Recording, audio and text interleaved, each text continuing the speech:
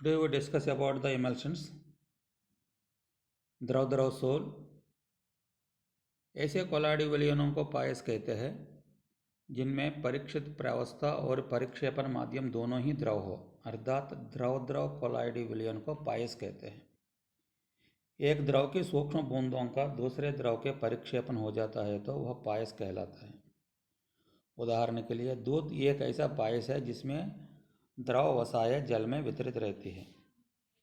पायस में एक द्रव जल होता है तथा दूसरा द्रव तेल अथवा तेलीय द्रव होता है। सूक्ष्म बूंदें साल के कणों से बड़ी होती है जिसे साधारण सूक्ष्मदर्शी से देखा जा सकता है। जैतून के तेल के जल में नाइट्रोबेंजन को जल में मिलाकर हिलाया जाए तो इनके पायस प्राप्त होता है। पायसों का वर्गीकरण। पायस दो प्रकार के होते हैं। नंबर 1, तेल में जल पायस।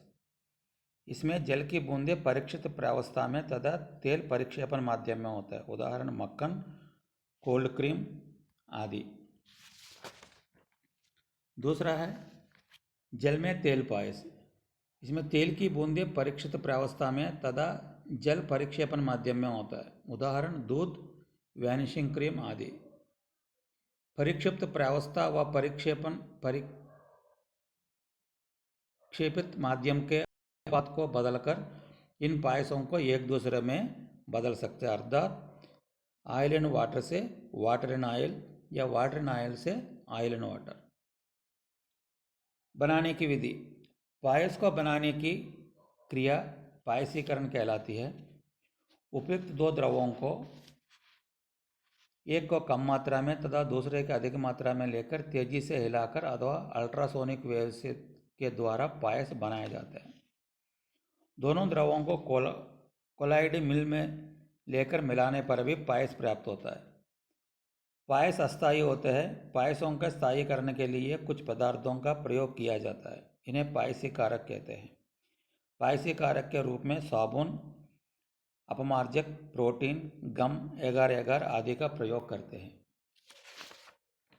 पायसी कारक पायस के दोनों द्रवों के बीच अंतःपृष्ठीय तनाव को कम करके परिक्षिप्त प्रावस्था की बूंदों के चारों ओर एक पतली झिल्ली बना लेता है और उनके पास आने से रोकता है। उदाहरण किरोसिन में जल का पायस बनाने के लिए काजल के कण पायसी कारक का कार्य करते हैं। पायसों के अनुप्रयोग। नंबर 1, धातु कर्म में धातु के सल्फेट अयस्कों के सांद्रण में जाग उत्प्लवन विधि में भी तेलीय पायस का ही प्रयोग होता है। धातु के अयस्क के बारीक चूर्ण को जल में डालकर उसमें तेलीय पायस डालकर वायु के बुलबुलों से जाग उत्पन्न करते हैं, जिससे अयस्क के कण जाग के साथ सतह पर तैरकर आ जाते हैं, जिन्हें एकत्रित कर लेते हैं। दूसरा है उपयोग इसका, कई औषधियों, क्रीम, लोशन आदि विभिन्न प्रकार के पायस से होते हैं। तीसरा, मानव शरीर में होने वाली पाचन क्रिया पायसीकरण के बिना संभव नहीं है। भोजन के साथ जो वसा व घी ग्रहण करते हैं उसका कुछ भाग आंतों के क्षारीय द्रव द्वारा सोडियम सोप में बदल जाता है, जो शेष वसा व घी का पायसीकरण कर देता है, जिससे वह आंतों में आसानी से पच जाता है। नंबर 4, साबुन तथा अपमार्जकों के पायसी कारक का गुण के कारण ही कपड़े व बर्तन आदि धोने में उपयोग किया जाता है। अपमार्जक क्रिया। साबुन तथा अपमार्जक में एक लॉन्ग चेन हाइड्रोकार्बन के सिरे पर एक आयनिक लवण समूह होता है। उदाहरण के लिए सोडियम स्टीरेट C17H12O में 7 कार्बन परमाणुओं के हाइड्रोकार्बन श्रृंखला होती है जिसे पूंछ कहते हैं, और COO समूह होता है जिसे सिरे कहते हैं। साबुन व अपमार्जक का आयनिक सिरा ध्रुवीय विलायक जल में घुलनशील होता है, जबकि शेष अणु अध्रुवीय होने के कारण चिकनाई व धूल में घुलनशील होता है। इस प्रकार धूल सहित तेल का जल में पायसीकरण होता है। जो पदार्थ ग्रीज तेल को जल में पायसीकृत करते हैं और जल के साथ धोने पर उससे चिपके कण जल के साथ बह जाते हैं। नंबर 5 में दूध भी पायस है। यह जल में वसा का पायस है। छठा, फेनाइल तथा लाइजोल का पायस जीवाणुनाशक के काम में लेते हैं। इस लास्ट है विपायसीकरण।